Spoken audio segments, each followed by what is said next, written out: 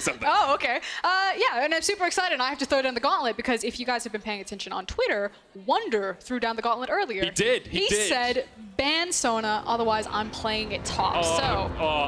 Please. I actually used to be called Sona the Caster because it was my main when I first played League of Legends. Yes. And also, I thought it was quite funny. She's a mute champion, and I was a caster. That was pretty cool. I see. Yeah. Of course, we have also heard rumblings of Soraka top. So maybe something starting with S will go into that top lane. Jarvan banned away to start us off. G2 expect to see Akali removed as per usual. And now things open up just a little bit more. Yeah, and I was kind of checking through the draft stats. And there's only 2 teams that have a particular notice of a certain champion, and it's Diana. And those 2 teams are G2 and Fnatic. And so because we are seeing G2, I'm actually really curious if Diana is going to crop up in this draft phase at all. I think it was Inder who said it, Diana's secret OP. Yes. And I really agree with that. And so that's kind of the champion that I'm looking for in this draft phase, if we're going to get a Diana performance. Well, so far she is through bans. We have Set removed by G2. I wonder how Sona plays into Set. I think it would be a pretty bad matchup for the Sona. There's the Pantheon banned away as well. Well, you raised my hopes now for Skeanz. We'll see if it comes to pass. Vitality with the first pick. 80 carries, both available, Aphelios and Senna there. Yeah, and usually we do see a priority pick of the Aphelios. I personally prefer the Senna, so I'm curious what Duke's going to go for here for Vitality's first pick. Yes, Duke. Gonna be the Senna. He agrees with you. A bit more utility in the 80 carry role. Not quite as much damage, but scales very well. Don't do it to us, Wunder. Don't hover and raise my hopes like this. Jankos just looked very, very nonplussed about the whole possibility. Won't do it. You don't do it now if you're gonna do it. There's no way you do it right now. It's Elise. Jankos, the First Blood King, will be back on his most well-known champion, apart from the Sejuani and Braum, obviously. But you would actually assume here that G2 would want to pick up Aphelios as the as the other ADC or big ADC that was left open. So no surprise to see a jungle ADC rotation. Everything seems to go according to plan just yet. This should be jungle and support.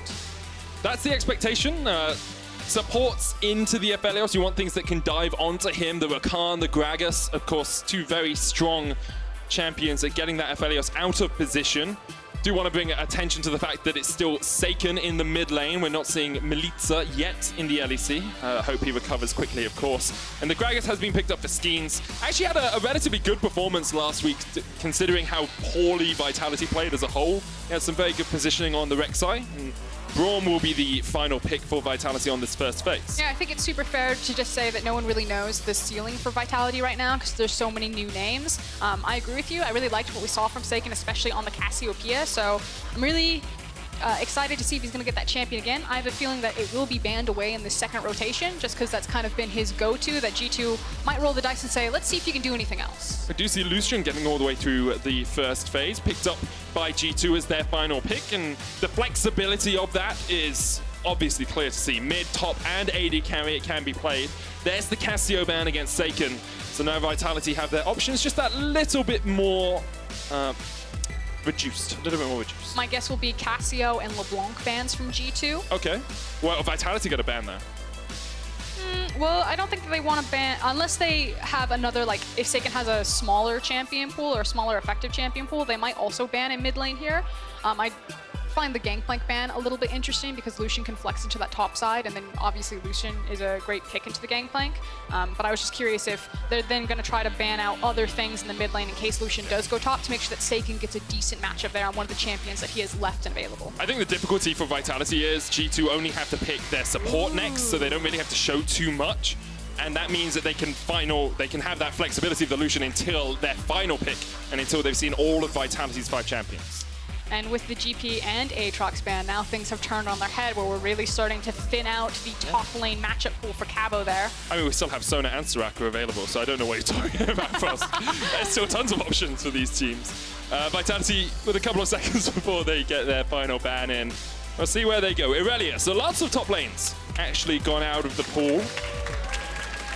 Soraka and Sona inching higher and higher on this list. The priority's getting bigger. Thresh, the pick for G2. We expected them to go towards a support on that rotation. Thresh, Leona, Nautilus all available, but Mickey trusting himself on the Soul Warden in that bottom lane. Okay, so what's it going to be, Cabo? What will you reveal potentially against a Lucian top, especially with 3 top lane bans? Yasuo would be fun. Yeah, Yasuo is very fun. I like the ability to get onto that backline as well, especially with the Gragas explosive cast. You have great synergy already there. Could even try to go for a double flex here, and something that's played in both mid and top lane. Mordekaiser? Wait for the last second to see who's going to go where. I'm just listing champions that More I know Ryze, now. but Yeah, Ryze works well. And Saken, of course, played Ryze the first time he was on the LEC stage against Misfits. He had a great 2v1 outplay versus Soaz and Maxlaw in the bottom lane, but Rumble also works as a flex. Ornn does as well, technically. We have seen some mid lane Ornn across the last few weeks. I think they've just given away that it's the mid lane Yasuo. Yeah, I think they have as well, but I like a little bit of mystery, a little bit of intrigue. Okay, this is the moment. No, He's hovering it. He's not gonna do it. You got my hopes up so high. They're like, look at his face. He's trolling us as hard as he can right now. Oh, come on. He did it! Yes! Oh, I'm so happy. Okay, and this is good because I've done my Soraka top research. So we are gonna really dive into the nitty-gritty of this. I'm so happy, boss. Jactroll has just put out an excellent guide talking about Soraka top and mid. It's also been appearing into the bottom lane in the ADC position. It is all over scrims right now, all over multiple regions. And how it's really going to work is you max Q when you're into the top lane, and against, I was going to say against a Rumble, but the Rumble was hovered. It's actually really good at absorbing and negating a lot of instantaneous burst damage because a team fight happens, the enemy team uses all their massive big cooldowns, and then Soraka just smashes R and then also has the redemption itemization and just completely resets everything that you wanted to do. So against a team comp that is super reliant on big, crucial R buttons, Soraka just destroys it. And then she hyperscales into late game where she's putting out ridiculous heals in tandem with an Fiend's Unholy Grail. I cannot wait to see how effective the Soraka top is. It's teleport alongside the flash to get back into that lane a little bit easier. We do need to talk about the rest of the lineup. No, only Soraka. Only Soraka, only Ornn. Let's have a look at the rest of it because you do have this pretty good engaged composition from the side of Vitality, Call of the Forge God, Explosive Cast, Braum jumping in there, Yasuo with the last breath. I can see how that works as a team fight comp. Yeah, and they also have great scaling potential and the ability to play a side lane, especially with something like the Yasuo. So there's a lot of flexibility for Vitality still here. And we are going to jump on to the Rift. Third game of the day. First Soraka top without Smite in the LEC. And we have a pause. It's okay. It is more time to talk about Soraka top. Well, we could wait because we have a really cool graphic that I want to bring up to talk about Soraka top. We do have a cool graphic. Talk about the composition from G2. Because you told me how Soraka resets fights, but how does the rest of the G2 composition actually take a fight? I mean, the longer that fights go on for, because they have a double ADC, the better G2's chances will come up because they do so much overtime or kind of sustained damage. And then when you pair that again with the Soraka, like you have to think if a team fight lasts more than 15 seconds, G2 have won it. Okay. Double AD carries work very well in a team fight. Don't see a huge amount of disengage. Like Lucian and Aphelios, relatively low mobility. Of course, Lucian has the dash to get away, but alongside that, at least can't really disengage too well for you. Thresh can put up a box, but you have a lot of ability to jump on the enemy AD carries here from Vitality. So maybe a couple of Grievous Wounds early, maybe a couple of Executioner's Callings early. It's going to be quite difficult for G2 to last through a fight. Yeah, you're definitely going to have to consider what you're going to do around the heals. And again, Vitality's composition still has so much versatility and flexibility into it. They can play a side lane. They also have great scaling options. They have great 5v5 and a lot of CC. I do think that G2's composition is harder to execute, but that's kind of been the MO for G2. Yep. They pick ridiculously complicated comps to execute on, and then because they're G2, they just win anyway. Well, yeah, on to Summoner's Rift. I had a quick look at top lane itemization. Cabochard going for the refillable potion, and then we'll probably get a Doran's shield in lane, of course, because you can just build in the lane. See a lot of Ornn's doing this. He hasn't made a mistake. You just need a little bit of gold before you can get that Doran's shield. And it's Doran's ring and 2 pots on Soraka, and I don't really know if that's, I assume that's the conventional build. I assume that's what you'd go. Now, here's the thing about Soraka top is that she's being run with 2 different summoner spells. It's either the barrier or it's the teleport. Okay.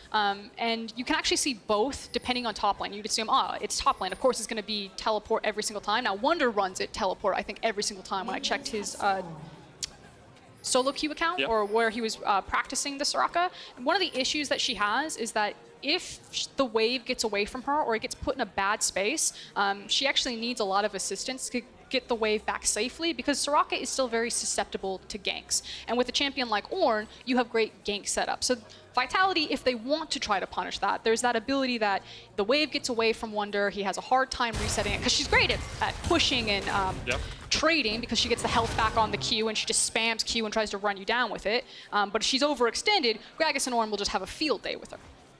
Oh, I've accidentally brought up the wrong, graphic. The wrong one. I'll get the correct one up for a second. So yes, Soraka top, the reason that it's great, as you said, is the wave play from the start call. And then when you get this Athene's Redemption, you reset fights really well. You set it a little bit in pick and ban. If the fight doesn't kill you, all you do is you pop your ult and you pop your Redemption in Athene's and you get a lot of healing back. And I suspect that we'll see more Soraka because she's really good into a lot of blind pickable supports right now. People are picking a lot of Braum, a lot of Tahm Kench you're seeing globally, and Soraka can slot down into that support position if you decide you don't like the top lane matchup. So she is triple flex in mid, top, and support. Now this time around it was the last pick into the Ornn, so you don't necessarily get to see that potential blind pick safety that offers her with the flex, but it is something to consider. And then again, kind of some of the core itemization is that she will look for the Athene's Unholy Grail. Obviously you can stack up the charges on it by spamming Q, and then when you tap that next heal, someone is going to get a lot of health back. And a lot of people think of Soraka as only healing her teammates. Of course, if you hit the Q, you get a bunch of healing for yourself that you can then pass on to your teammates in a fight. So it's actually quite difficult to harass her down in the lane. Jankos here has already got both of his buffs. Did Gromp blue and red. And now Skeanz has come across after doing a full topside clear. Jankos really doesn't have the position to stay around for too much longer. You can see already Jactroll is on his way across. He'll just take away the Scryer's bloom, but we'll have to retreat out of the jungle. But it does mean that with so much information about Skeanz being on the bottom side, that Wunder super safe to really build up a slow push here and have a big crash onto Cabochard's tower. And you can see that he's already really starting to chunk him out. Now, reminder that the Star Call will crash down faster the closer that Soraka is. So Wunder's doing a good job kind of like sniping out Cabochard with a lot of these Qs, but if someone does manage to rush forward, get on top of Soraka, she actually is pretty tanky or harder to kill because the Star Call will start just like zipping down from the ground, like meteors raining hell upon you, and she's getting so much health back. It's just so difficult to play into her as well, especially if you're looking for like a telegraphed engage, because she puts down that Equinox, you're silenced, you can't go any further forward because you just get stunned and you have to try and retreat out of it. So Cabochard's not going to have the most fun here in the top lane. Volatile Spiderling, we'll see Saken. He's just stopping the back. Wunder, unfortunately the wave is actually getting frozen, or not frozen, but is spending a lot more time on Cabochard's side. So now that Skeanz has reset and is playing top side, it's going to force Jankos and Perkz to also play top side to protect Wunder here. So Jankos doing a good job invading, finding this Gragas, and trying to create space for his Soraka to get a better wave placement. Well, do you want to dive a little bit deeper on how those wave mechanics work? Because as you might have seen a couple of minutes ago, we actually are going to talk quite a bit about wave management this game. We've mentioned freezing, we've mentioned crashing, but exactly what our top lane is looking to do for us. So, and it's not just top laners, it's kind of everyone, and we wanted to make it really simple and put waves into 3 primary buckets, which is freezing, crashing, and pushing or priority, and kind of why you would do that. So this is a slow push into a crash. So he is crashing 2 waves that have been stacked together, and this can be useful because you can either get a cheater recall, like if Wunder wanted to, he could back and then walk back into lane, not expend a teleport, or you can really hard punish, either through a dive or continuous poke. Because you've crashed 2 big waves, Cabochard has to stay, he has to approach the minion wave, and you can see that Wunder just gets to sit there and chunk him out with those Qs, and then probably push the wave back in and force a TP out of Cabochard, whereas Wunder, again, is still going to have time to possibly walk back to the lane. See Cabochard there having to teleport back in. It means there will be a summoner spell advantage for Wunder, as you say. He won't have to burn his TP to get back here. We have looked a lot at the top lane. Let's have a quick look across the scoreboard to see if anything else interesting is happening. And there is! Perkz! He's doubled the CS of Saken early on in this game. Of course, it's quite hard as Yasuo to beat a ranged matchup early on. And there has been a little bit of jungle pressure from Jankos as well. So that's a sizable lead early in the game. So what Perkz did right there is dragging the minion wave aggro and then walking to the brush, not only placing the ward, but again, getting the wave to stack up right in front of his tower. Depending on how he thins this, if he hits the cannon creep, now that it's hit the tower, it will potentially bounce back. He can try to keep it frozen here because he's just come off of a back and force Saken to overextend. You can see Skeanz trying to get in here just to protect his mid laner, but that ward that Perkz placed is going to spot them out. Jankos misses the cocoon, and Saken is able to walk to safety. But it's just constant harass, constant poke from Perkz. The Cullen coming out even. Saken ignited, has to flash away. And that's where you're starting to see the massive CS gaps, 28 to 53 between this Yasuo and Lucian. It's because Perkz is continuously doing maneuvers like that. Getting the wave frozen in front of his tower, Saken has to walk up, overextend, and get smashed. First blood to the first blood king. Jankos sinks in the fangs. Mikyx was there to lend a bit of a helping hand. Didn't actually do too much. Perkz got an assist on it though, so he'll be pretty happy with that. And so far, G2 are just muscling their way through this lane phase. It's actually just disgusting. They've already got a 1,000 gold lead. You have a very big CS lead for Perkz in the mid lane, and now you know Saken has no flash. You can just rinse and repeat. They're looking for a fight up towards the top lane as Cabochard may be caught out. He's going to use the steering charge to get away. Jankos still on the chase, not going to do too much as they just push out the wave. Caps got ignited here. There's a lot of damage coming down. Cop! Dawning Shadow was flashed away there by Caps. Meanwhile, in the top lane, Call of the Forge got on Wunder, but do they know that Jankos has stayed around? Wunder ignited, Skeanz coming in, Wunder's down. Jankos trying to get something out of this, but this might be 2 quick kills to Vitality. Smite from Skeanz. Going for the dive underneath the tower. Great repel by Jankos, and Cabo will not tank that any longer. So good job for Vitality to punish Soraka there. They CC locked her, I believe. She didn't even get a chance to A, flash or use the last wish to try to get a bunch of that health back. But on the back end, Jankos played it very well to escape with his life. So making sure that it wasn't 2 kills that went in Vitality's back pocket. Jankos is back though. Wunder teleported back into the lane. Cabo, of course, no flash on him. You can see Wunder just trying to keep this wave in a favorable position, knowing that Cabochard doesn't have the flash. Taking another look at what happened there. Let's see how long she's CC'd for. So she's up in the air. She's stunned. He just held on to it for a long time. He did have an opportunity to flash away, but got outplayed. Maybe thinking that Jankos could react, and if you flash, maybe they back away, so...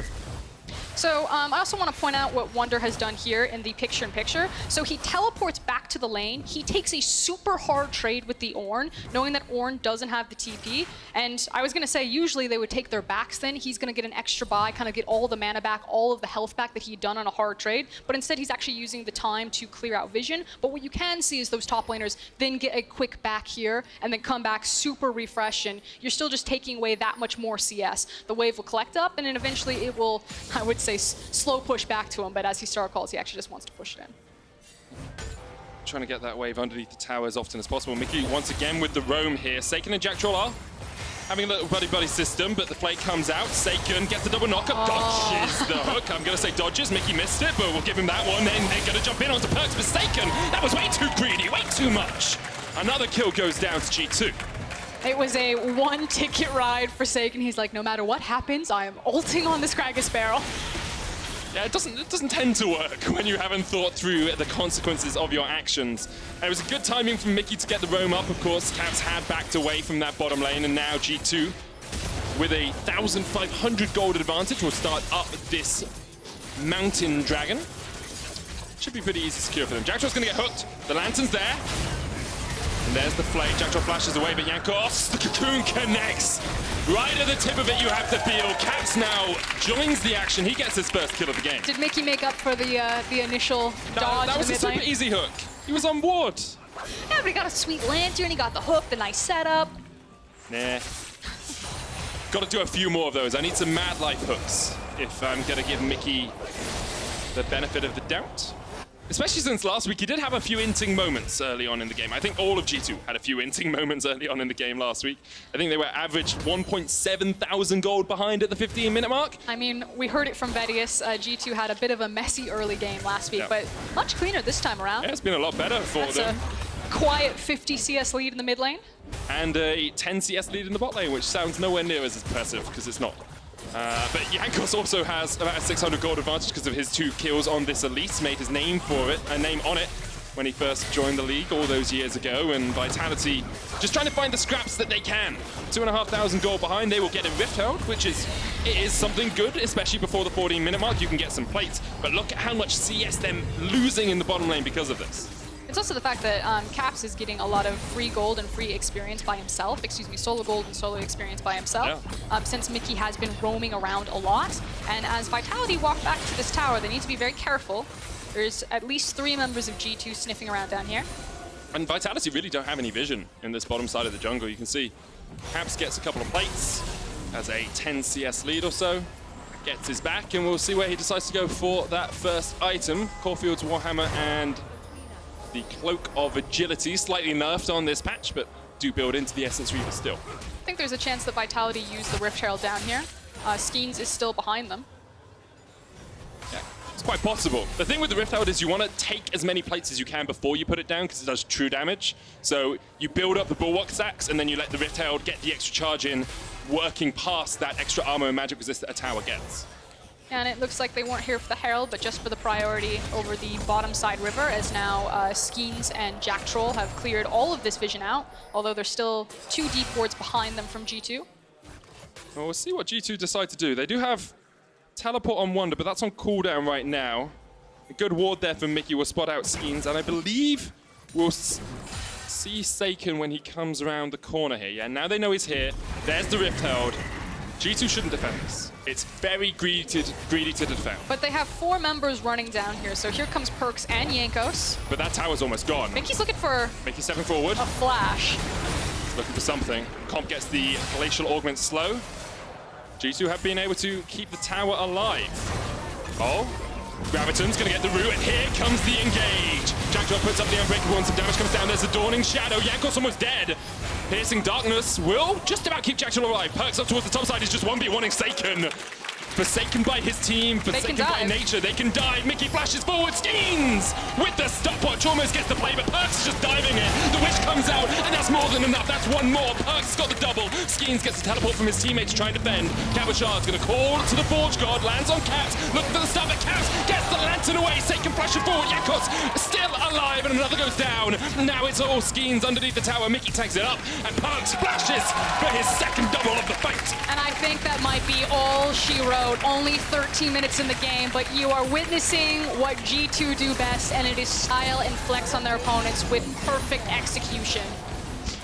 Incredible stuff there by G2. The tower aggro, the kiting in and out, get the first tower of the game, and with it, a 6,000 gold lead. And meanwhile, of course, we didn't get to talk about this with Soraka. Like Gangplank doesn't have to teleport to participate in fights because she has the global wish. We said that they could dive knowing that Soraka had the ultimate available. Cabo decides to commit to his team, and now he's going to lose very hard. So what was a fairly close 10 CS difference between Ornn and Soraka has now opened back up as Wunder got to participate, pick up all of those assists, and stayed fat and happy on the top side of the map. Have another look at that fight, because it drew on for a long time. Really cool setup from Caps to use the ultimate to, get the purple lock down.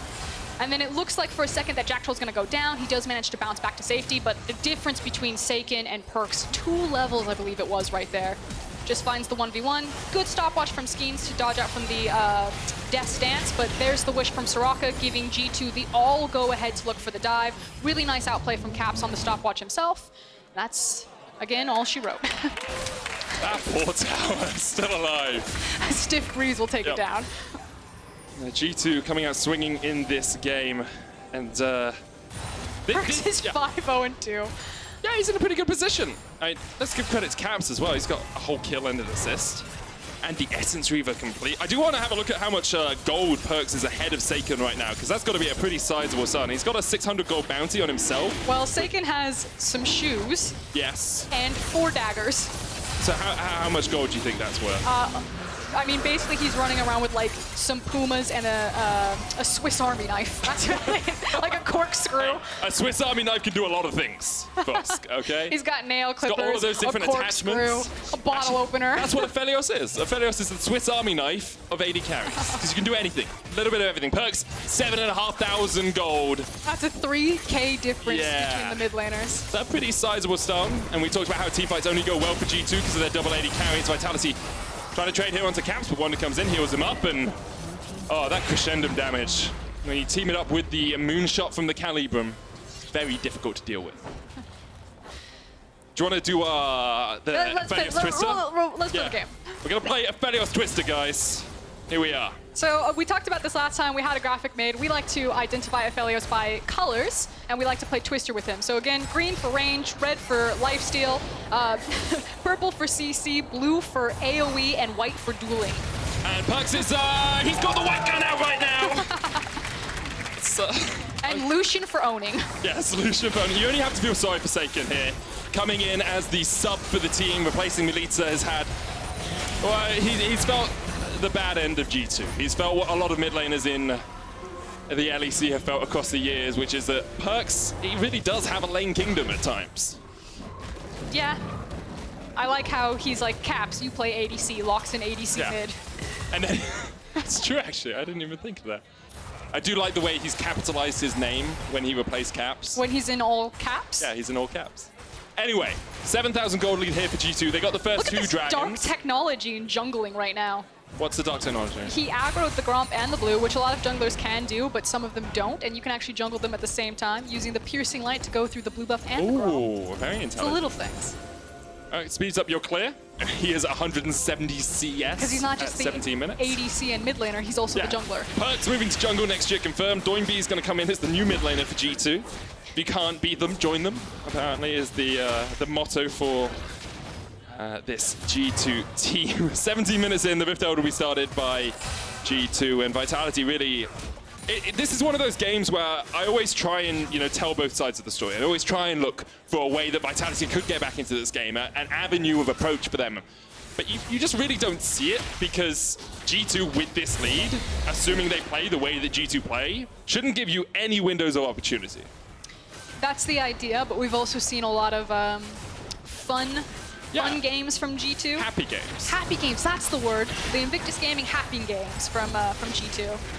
This doesn't feel like one of those right now. Especially not for Vitality. I don't think they're having too much fun. very happy. That's true, Vosk. That's true. So there's still Rift out here for Jankos. They're going to use it to try and break the tier 2 in the top wave. And Cabochard's going to try and defend. It didn't last too long. But maybe Vitality. Okay, they're on a pink ward. They have control of this area. Oh! Vitality's going to get a turret. Minions! He did it. Rift Elder's going to charge in again. G2 trying to crack through the inhibitor line. Here comes the call of the Forge God. Perkz already used the dash away, has the flash. Here comes Jactroll, gets the double knockoff. Vitality maybe find their fight, but there's another great hook from Mikyx. And G2 just turn it right on its head. There's the root. Hits all three. Mikyx hooks a minion. I still haven't forgiven him for the earlier mishook. Excuse you, that was the hero minion right there.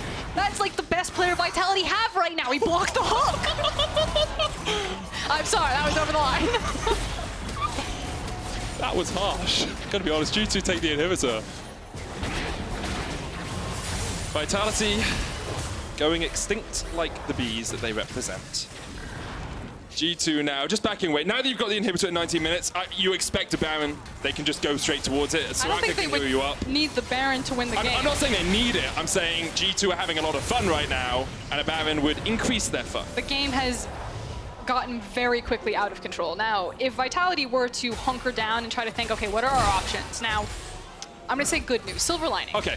They've opened up a farm lane up into the top. That's true. Super Minions are going to push that wave in all the time. Free XP. And so, technically, Saken could just hard farm that and try to get back. Take another look at this one. Wunder flashes, doesn't get hit by Call of the Forge God, and also flashes out of Cabochard CC. That's very nice. There's the first hook from Mikyx. Caps setting up a great ultimate, and the second, yes, that minion right there. That minion is a hero. Do we give hero status to the minion that got them the bot lane tower as well? That is the honorary Jizuke minion. Oh, okay. He has gone to North America, but we will still remember him fondly as the minion that saved Vitality there. Now, G2 turned their eyes towards the Ocean Dragon. I think they'll be hoping the game finishes before his soul is on the menu, with that coming up about the 25-minute mark in this game. They're 10-1 up. They have a 9,000 gold lead. They have 3 dragons. They've got 2 item AD carry in the mid lane. They've almost got a 2 item AD carry in the bot lane. They have Soraka on her power spike of Redemption and Athene's. She'll probably look for a Ardent Sensor now because she's running a double ADC, and you can see that she's already got the, what is the Fairy Charm upgrade called? Fairy Charm. Well, she's got the 2 Fairy Charms into the little rock. Why'd you keep testing me on these? It's not a pop quiz, I promise. love you so much, but sometimes give me a second to Google, you know? So I'm just gonna, so the upgrade of Fairy Charm is the one you're asking about. Yes, the Fairy Charm upgrade, is that specifically what you're asking about here, Frost? It's the purple You're rock. specifically asking about the upgrade of Fairy Charm, which I obviously know is Forbidden Idol. There you go. Yeah, it's the Ardent Sensor I'm coming glad the internet is good. I'm able to Google that one pretty quickly. G2 have got vision control on the Baron here if they want it, but as you said, they really don't need it to close out the game. And, no, it is simply a lure.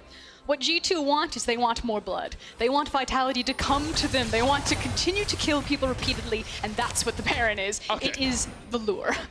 That makes sense. I've been watching Dracula on Netflix recently. Oh, Perkz steps very far forward. Miky's got the hook. Saken, this is your moment. Saken has the flank. They go into Perkz. Dawn of Shadow coming out as well. Maybe Saken's going to be able to kill, but Perkz just heals up through all of it. Mikyx gets one. Skeanz jumps in. Jankos gets knocked back, but he goes golden underneath the tower, and the redemption and the heals and everything is just far too much. Vitality can do nothing about it, and G2 are back to full health. This is unfair.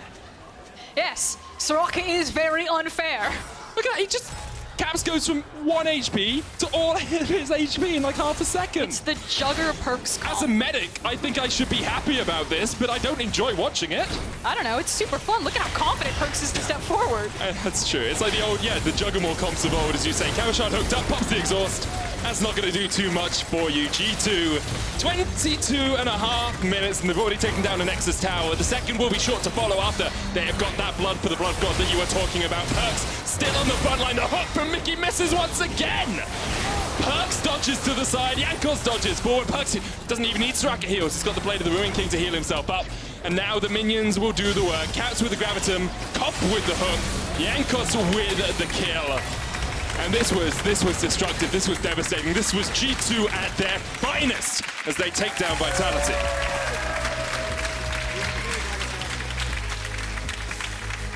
And man of its word.